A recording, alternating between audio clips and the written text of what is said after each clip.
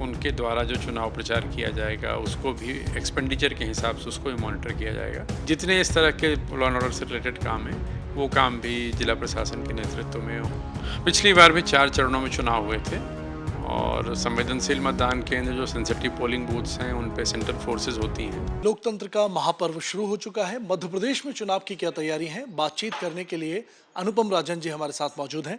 Sir, अब monitoring का जिम्मा बहुत ज़्यादा बढ़ गया है, आचार संहिता लागू हो गई है। किस तरीके से मॉनिटरिंग करेंगे और इसके लिए क्या पूर्व तैयारियां आपने जो की थी वो इम्प्लीमेंट करेंगे? नहीं, जैसे आज से आचार संहिता लागू हो गई है तो जितनी हमारी जो फ्लाइंग स्क्वाड टीमें हैं जो नाकों पे खड़ी होती हैं, स्टैटिक्स है जिसको SST कहते हैं, वो सारी टीम अस्तित्व में आ गई, वो अपना काम कर रही हैं। इसके साथ साथ जो रैलीज प्रोसेसन्स वगैरह को लेकर के जो नियम हैं उनका पालन कराया जाएगा। एक बार नामांकन जब हो जाता है और कैंडिडेट्स डिसाइड हो जाते हैं तो उनके द्वारा जो चुनाव प्रचार किया जाएगा उसको भी एक्सपेंडिचर के हिसाब से उसको भी मॉनिटर किया जाएगा।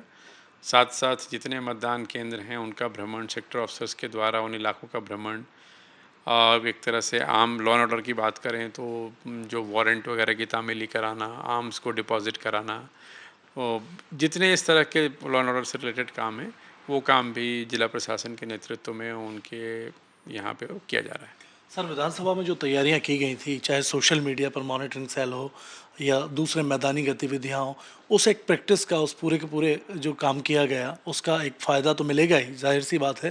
लेकिन सर ये बताएं कि सेंसिटिव बूथों पर किस तरीके की तैयारियां रहेंगी और जो 4 चरणों में मतदान हो रहा है तो उससे कुछ फ़ायदा मिलेगा क्योंकि सीटों को ज़्यादा विकेंद्रित किया गया है?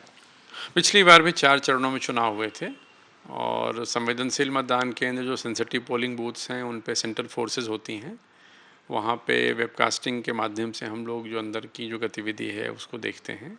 CCTV का भी कवरेज होता है। वहाँ पे फ्लाइंग स्क्वाड या जो सेक्टर ऑफिसर्स होते हैं उनका फ्रीक्वेंट भ्रमण होता है। तो जो भी ऐसे मतदान केंद्र चिन्हांकित होते हैं वहाँ विशेष व्यवस्था, विशेष निगरानी रखी जाती है।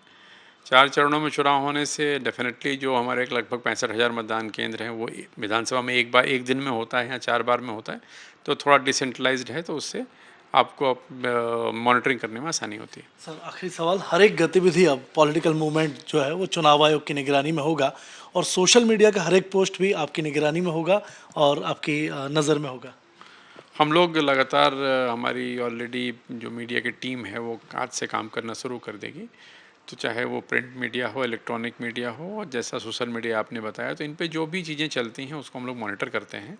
और जहाँ भी ऐसा लगता है कि नहीं ये आचार संहिता के प्रावधानों के प्रतिकूल है या खबर गलत है या ये खबर एक तरह से कह सकते हैं कि वैमनस्यता को बढ़ावा देती है या सही नहीं है, इससे कटुता बढ़ सकती है, तो उस पर हम लोग नियमानुसार कार्रवाई करते हैं। बहुत बहुत धन्यवाद सर बातचीत के लिए। तो देखिए, अब जो है कड़ी निगरानी भी शुरू हो गई है और इसके साथ चुनाव की, मतदान की तैयारियां भी।